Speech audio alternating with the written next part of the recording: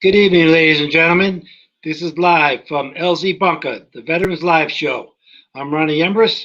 I served with the 101st Airborne Division in Vietnam from December 67 to December 68.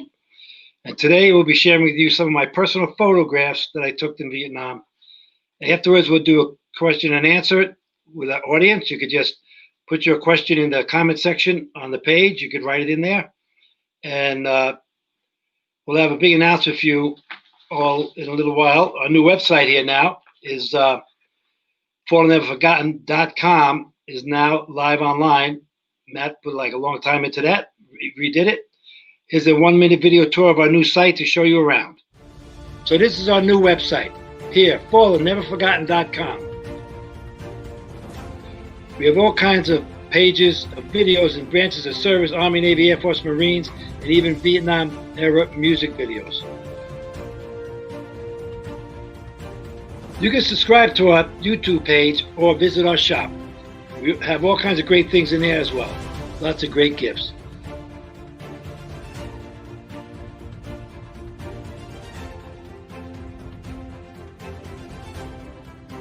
Then you can check out our book, Fallen Never Forgotten, Vietnam Memorials in the USA. It makes a great gift.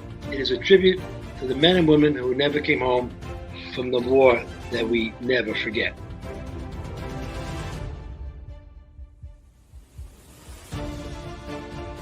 We also have original content on the site, some articles in the news section, and you can watch episodes and highlights from the Veterans Live Show right here on the Fallen Never Forgotten Network's website. And this is a favorite of a lot of people, the Vietnam Veteran Jukebox, Vietnam era music, with the public domain footage from our time in Vietnam edited together. And that's pretty cool. With, you know, guys in the jungle, planes flying over, helicopter assaults, you name it. And last, but certainly not least, we are making a Vietnam War timeline. You can look up major events that occurred in the war here by date. We are currently adding more dates every day, so there's certainly some information you guys are all going to appreciate.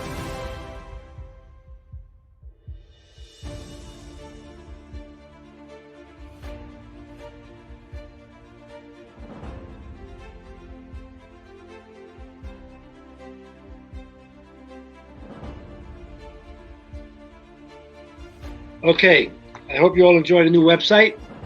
We put a lot of time into it, and we are expected to be a great wealth of information to you and the younger generation for years to come.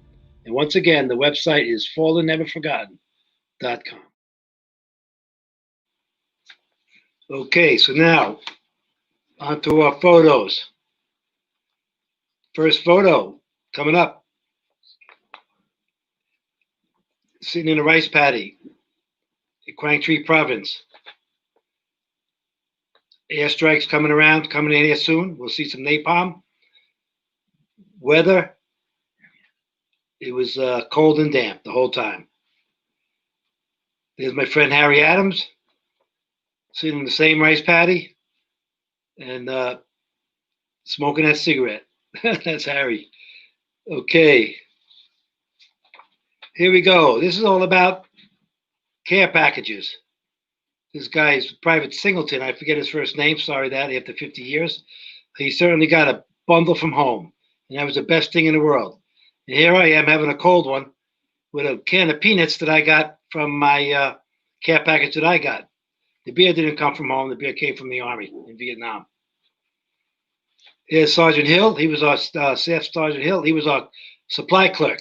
He set us up for everything from shaving cream to fatigues, extra socks, whatever you needed. He did a great job for us. B Company. There was a little bit of R&R down in Cu Chi. We played some volleyball. Little exercise, little fun, and kind of, I guess, take the edge off the day. Don't forget now to start getting your questions together to put into our timeline here, and you could certainly we'll try to answer your questions the best we can. Okay, we were on patrol in Cu Chi, came across this sort of wagon train, a couple of 3-4 wagons drawn by oxen, and some Vietnamese people look like farmers, innocent and whatnot. And this is Captain Pritchard of B Company 1st to the 502nd interviewing, or not interrogating, I should say, not interviewing. And these are other people that spread out on the trail with the oxen here, and we sort of got in between them all so they couldn't exchange anything. This is Sergeant McCoy. He was with the 1st Cav on his first tour. And notice the guy behind him kneeling down in the street on the right, his left, in the sort of middle of the page on the right side. I don't know how it happened. I don't know if it was done purposely or not, but something spooked the ox cart because we weren't getting enough information, I think. And here's what happened. The ox ran over the guy. And for some reason, I guess we got our information after that and moved on to our next objective. I guess that's war. Here's a bridge up in I-Corps. Once we got up north by the DMZ in late January, early February, this got blown up. I don't know if we did it or they did it, but we were on patrol around that area. This was a big refugee run, too, once the Tet Offensive started. Here's Bobby Olmos from the Bronx, New York, our supply clerk. He was under Sergeant Hill. And about, let me see, the mid-90s, about 30 years later, they had a parade in New York City for Vietnam veterans. And I couldn't believe that I met him on the deck of the Intrepid, the aircraft carrier from World War II, which is quite, that was insane. I imagine hopefully it's happened to you guys because there's so many things that these pictures bring out that obviously we're all going to have our own experience with or without. Hopefully some of this touch you in the right way. This was our first combat assault going from Cu Chi into the bush somewhere. And this was in January of 1968, about 3 weeks after we got into town. Here we are. I'm sitting in the end off the chopper here, and there's a C-130 flying by, pretty close, but everything was cool. And we had some action that week, which started a series of events that none of us will ever forget. Here's some artillery going off there up in I-Corps around LZJ and LZ Sally, 155. And look at that. It's like I caught the, what do they call that, breach or whatever the thing, this ricochets back, unloads and shoots that shell. It's only open for about a second or two, and pretty good shot for your artillery guys. Here's what they call the exposed punji pit, and with a Willie Peter white phosphorus grenade in there, that was along the trail. Somebody discovered that before we got there, which was nice. And those bamboo sharpened stakes were usually dipped in feces to cause little injuries to your calves and your knees or your thighs, whatever, ankles, if it would happen, and cause some serious infection because of that. So we had to be careful about those traps. Here's some jungle stuff. Deep in the jungle, you can't really see too far around yourself. And then again, a white phosphorus grenade that we had as well. And it was crazy, man. Jungles are nuts. Here we are up in I Corps, and Vietnam was supposed to be the hot jungly place, but here I am taking a little siesta. I guess they told us to take a knee. I took a back and laying on a poncho with a t-shirt, then a jungle sweater, what they called a fatigue shirt, and then a field jacket. It was kind of cold and damp up there, really bad.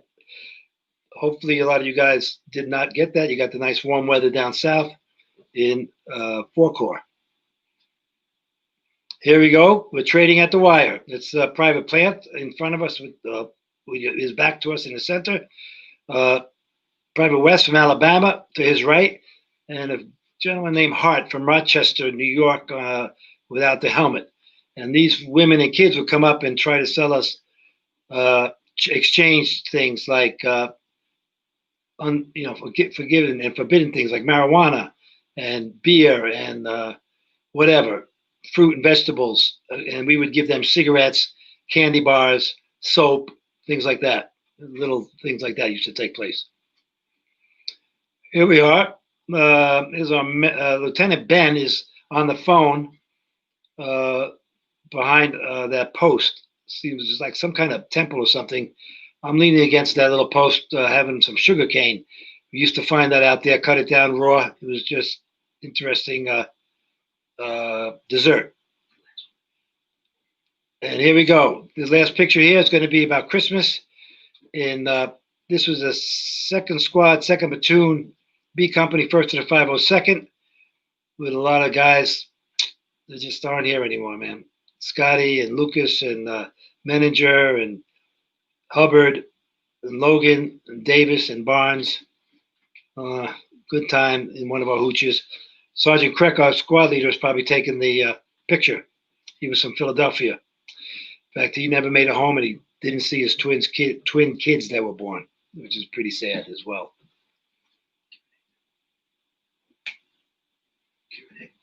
Okay, here we go. Here comes the video. Oh, questions. Yeah, where are those questions? Okay. Yeah, your brother was at Cu Chi. They had a swimming pool. Great way to relax after battle. You're right. And actually, I saw one in Saigon, and some of the people had no idea, especially the Air Force guys. I couldn't believe because they was like sort of stationed at bases, and they had a more access to those kind of things than guys in the field who just came back for a little bit of, weekend pass or get some aspirin or something. Okay. You were at Alan Pope was at D Company, 1st to the 502nd, LZ Sally. There you go. You got there just when we were going home. We got over there in December 68, and you got there in December 67. You got there in November 68.